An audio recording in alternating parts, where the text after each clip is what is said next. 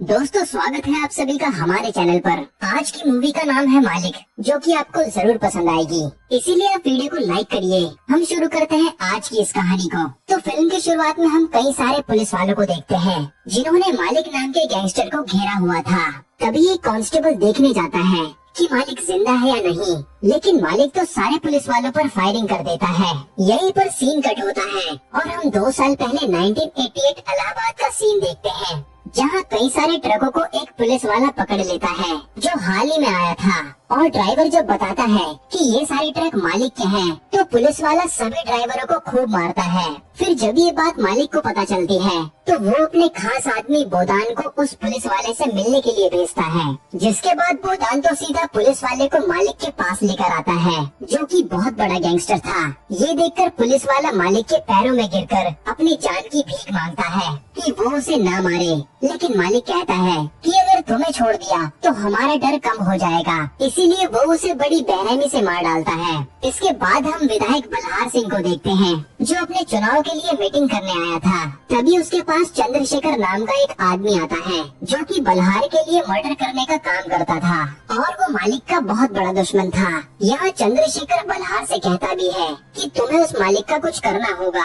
ये सुनकर बलहार सोचने लगता है कि वो मालिक का क्या करे, क्योंकि उसे मारना इतना आसान नहीं है। फिर बलहार को उसका साथी याद दिलाता है कि एक पुलिस वाला है जो मालिक का काम तमाम कर सकता है, और वो पूरा संकी है, जिसका नाम दास है। ये दास इस समय सस्पेंडेड है, अगर उसे यहाँ बुला लिया जाए तो वो मालिक को देख लेगा। इसीलिए बलहार दास को इसी एरिया में ट्रांसफर कर देता है। जिसके बाद दास आते ही सीधा मालिक के घर जाता है और उसके पिता से मालिक के बारे में पूछने लगता है। असल में मालिक तो इस घर में रहता नहीं था और मालिक के पापा को भी मालिक का गुंडा बनना पसंद नहीं था। खैर, यहाँ दास को मालिक की बीवी शालिनी मिलती है और वो उससे कहता है कि अगर मालिक मिलेगा तो बता देगा कि वो पुलिस से बच नहीं पाएगा, क्योंकि उसने काफी दहशत फैला रखी है। ये सुनकर शालिनी भी डर जाती है।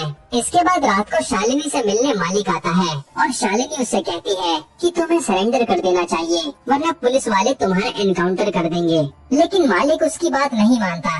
फिर जब मालिक अपने पापा से मिलता है, तो वो भी मालिक को यही सलाह देते हैं कि तुम्हें अब ये गुंडागर्दी छोड़ देनी चाहिए, वरना तुम हम सबको ले डूबोगे। लेकिन मालिक तो अपने ही घमंड में चोर था।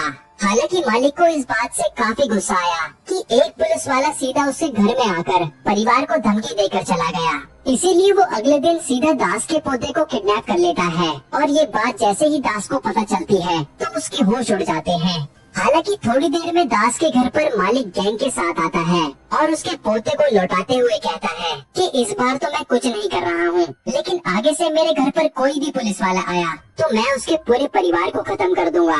ये सुनकर दास भी डर जाता है। इधर हम चंद्रशेखर को देखते हैं, जो मालिक के एक आदमी को मार डालता है, जो कि उसका धंधा संभालता था। फिर जैसे ही ये बात बलहार को पता चलती है, तो वो चंद्रशेखर को अंडरग्राउंड करवा देता है, क्योंकि मालिक तो अब उसे छोड़ने वाला नहीं था। वही मालिक भी गुस्से में आग बबूला हो रखा था। जिसके बाद हम मिनिस्टर शंकर सिंह को देखते हैं, जिसने आज मालिक और बलहार को मीटिंग के लिए बुलाया था। असल में शंकर ने ही मालिक को एक गैंगस्टर बनने में मदद की थी, इसीलिए मालिक भी शंकर को बहुत मानता था। वही बलहार भी शंकर की हर बात मानता था। तब यहाँ मालिक कहता है कि मैं उस चंद्रशेखर को छोड़ूंगा नहीं, जिस पर शंकर कहता है कि अभी चुनाव का समय है, अभी कुछ मत करो, बाद में जो करना है कर लेना। पर मालिक सुनने वालों में से नहीं था। वो शंकर से कहता है कि मुझे जो सही लगेगा मैं वही करूँगा। ये सब कहकर वो चला जाता है। उसके जाने के बाद बलहार शंकर से कहता है कि देखा आपने, अब ये आपकी भी नहीं सुनता और आपने ही इसे यहाँ तक पहुँचाया है। जिस पर शंकर भी याद करने लगता है और सीन पास्ट में जाता है, जब मालिक यानी दीपक कॉलेज में पढ़ता था। आज दीपक के कॉलेज में चीफ गेस्ट के तौर पर शंकर ही आता है, जो इस कॉलेज से निकलकर एक मिनिस्टर बना था। और दीपक भी उसे अपना आइडल मानता था, क्योंकि उसे भी अपनी जिंदगी में बहुत बड़ा आदमी बनना था। फिर दीपक कॉलेज से घर आता है, तो यहाँ दीपक के पापा के मालिक आए हुए थे, जिनसे दीपक नमस्ते किए बिना चला जाता है। और ये बात उसके पापा को अच्छी नहीं लगती। अब वो दीपक से कहते हैं कि तुमने मेरे मालिक को नमस्ते क्यों नहीं करी, जिस पर दीपक कहता है कि वो आपके मालिक हैं, क्योंकि आप उनके खेत संभालते हैं, लेकिन वो मेरे मालिक नहीं हैं और मुझे बड़ा आदमी बनना है। जिस पर दीपक के पापा कुछ नहीं बोल पाते। फिर रात को दीपक के पापा को पता चलता है कि कोई उनकी उगाई हुई फसल को खराब कर रहा है, इसीलिए वो खेत में जाकर उसके सामने गिड़गिड़ाते हैं ताकि वो फसल को खराब न करे। लेकिन ये आदमी तो बाहुबली था, इसीलिए वो नहीं सुनता, यहाँ तक कि वो दीपक के पापा पर ट्रैक्टर चलवा देता है। फिर हम देखते हैं कि दीपक के पापा हॉस्पिटल में हैं, जिन्हें काफी चोट आई थी और दीपक को पता चलता है कि ये काम शंकर सिंह के बाहुबली आदमी का है और वो अपने मजे के लिए कुछ भी करवाता है। अब दीपक यहाँ से सीधा शंकर सिंह के घर पर आता है और उस पर चिल्लाते हुए कहता है कि आपके आदमी ने अच्छा नहीं किया, आप कुछ करिए। लेकिन शंकर सिंह तो साफ मना कर देता है कि वो तुम्हारे पिता हैं, तुम ही कुछ करो। जिस पर दीपक कहता है कि मैं उसे जान से मार डालूंगा। तो शंकर भी कहता है कि जो करना है वो करो, जब तुम उस आदमी को मार दोगे तो मेरे पास आना। ये सुनकर दीपक चला जाता है और शंकर अपने आदमी से कहता है कि मुझे ये काम का लग रहा है, इस पर नजर रखना। और देखो ये अपने दुश्मन के साथ क्या करता है। यहाँ दीपक भी गुस्से में सोच रहा था कि अब वो क्या करे और उसके दिमाग में बस बदला आता है। इसीलिए वो सीधा उस बाहुबली आदमी के पास जाकर पहले तो उसके आदमियों को बुरी तरह मारता है, फिर वो उस आदमी को भी तड़पा तड़पा कर जान से मार डालता है। यहाँ दीपक ने अपना आपा खो दिया था और ये सब शंकर का आदमी देख रहा था। इसके बाद दीपक अपना नाम मालिक रख लेता है और वो शंकर की छाया में गैंगस्टर बन गया। खैर इसके बाद सीन प्रेजेंट में आता है और बल्हार शंकर को आकर बताता है कि मालिक अब विधायक के लिए चुनाव लड़ने वाला है। जिस पर शंकर कहता है कि मैं उसे रोकूंगा नहीं और मैं उसके साथ हूँ। ये सुनकर बल्हार कहता है कि एक दिन वो आपको खा जाएगा। इधर हम मालिक को देखते हैं जो अपने चुनाव जीतने की तैयारी कर रहा था और उसका मानना था कि एक बार वो विधायक बन गया तो उसे कोई भी गिरफ्तार नहीं कर पाएगा और उसे छुप छुपा के जीना नहीं पड़ेगा। यहाँ बल्हार दास को डांट रहा होता है कि वो मालिक का कुछ नहीं कर पाया, तो दास भी गुस्से में मालिक का एनकाउंटर करने चला जाता है और मालिक की इंफॉर्मेशन चंद्रशेखर ने दी थी। जिसके बाद दास रात को पूरी फोर्स के साथ मालिक को मारने आता है, लेकिन मालिक और उसके साथी तो जैसे तैसे बचकर वहाँ से भाग निकलते हैं। फिर वो लोग अपने ही घर पर जाते हैं और मालिक कहता है कि वो पुलिस वाला यहाँ तो नहीं आएगा। हालांकि यहाँ मालिक को शालिनी कहती है कि तुम बहुत बड़े दलदल में फंस गए हो, यहाँ से निकलने का सोचो। तो मालिक कहता है कि एक बार चुनाव जीत जाऊं तो काम हो जाएगा। इधर चंद्रशेखर वहाँ के लोगों से हफ्ता वसूला करता था। प्रोटेक्शन के नाम पर वहाँ के दुकानदारों से कहता है कि अब से जो भी पैसा मालिक को जाता था वो मेरे पास आएगा। यहाँ तक कि वो मालिक के बिजनेस को भी हड़पने की कोशिश करता है, जिसके बारे में मालिक भी सुनता है और वो परेशान हो जाता है, क्योंकि ऐसे तो उसके पास पैसे नहीं आएंगे तो वो चुनाव कैसे जीतेगा। फिर एक दिन जब चंद्रशेखर के लोग ट्रक में माल सप्लाई कर रहे होते हैं तो मालिक वहाँ पहुंचकर उन लोगों को जान से मार डालता है। और अब मालिक ने फिर से खून खराबा शुरू कर दिया था।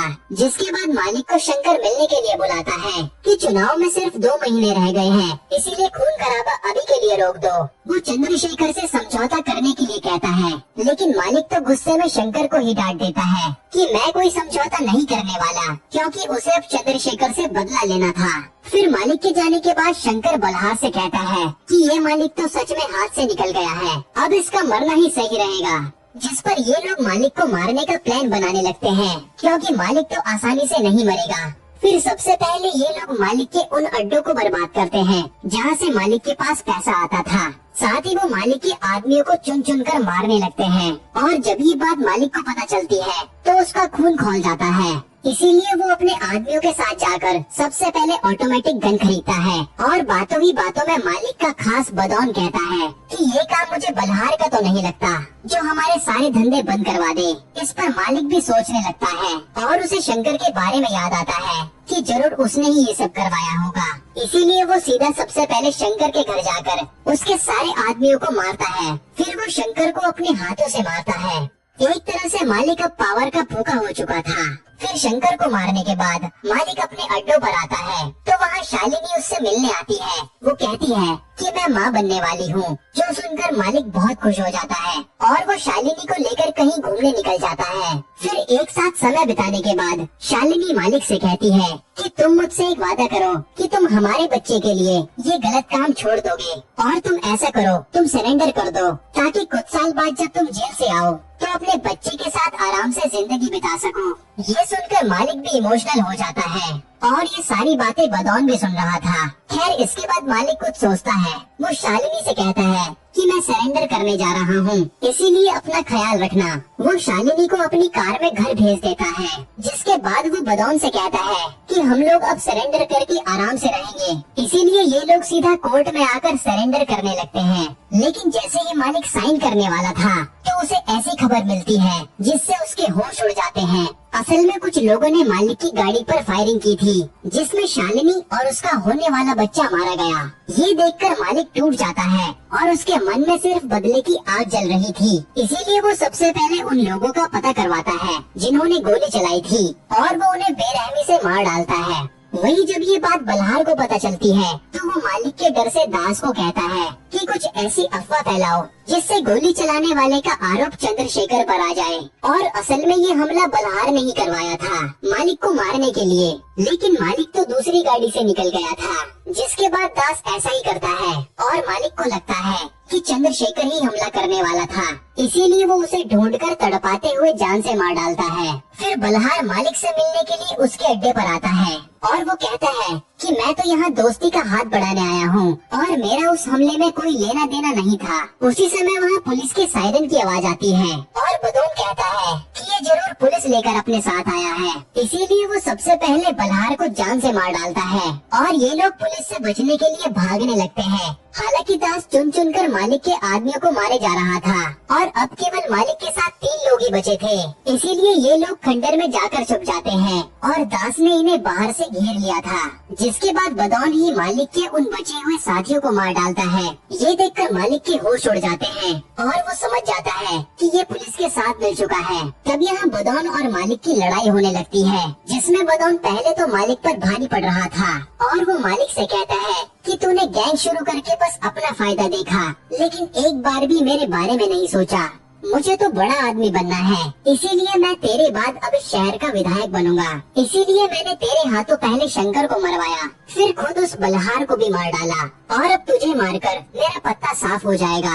हालांकि इन सब में शालिनी भी मारी गई, जबकि असली टारगेट तू ही था। यानी ये सारी इन्फॉर्मेशन बदौन ने ही पुलिस और बल्हार को दी थी। अब शालिनी का नाम सुनकर मालिक को गुस्सा आ जाता है और वो बदौन को खूब मारता है, लेकिन मौका मिलते ही बदौन मालिक पर गोली चला देता है और उसे लगता है कि मालिक मारा गया। इसीलिए वो बाहर आकर दास को बताता है कि मालिक मारा गया। इसीलिए दास अपने आदमियों को चेक करने के लिए भेजता है, लेकिन मालिक तो उन पर फायरिंग कर देता है और सारे पुलिस वाले भी हमला कर देते हैं, जिससे पूरे घर में आग लग जाती है और दास को लगता है कि मालिक मारा गया। फिर हम कुछ साल बाद का सीन देखते हैं। यहाँ बदौन विधायक बन गया था और वहीं दास रिटायर हो रहा था और दोनों बहुत खुश थे। इसके बाद हम देखते हैं जब दास कोलकाता में अपनी फैमिली के साथ माता की पूजा करने आया होता है तो उसके सामने मालिक आ जाता है, यानी वो मरा नहीं था और अब वो दास और बदौन से बदला जरूर लेगा। यहीं पर ये मूवी खत्म होती है। दोस्तों आपको ये कहानी कैसी लगी हमें कमेंट में बताएं और ऐसे ही वीडियोस के लिए चैनल को सब्सक्राइब कर लीजिए। धन्यवाद।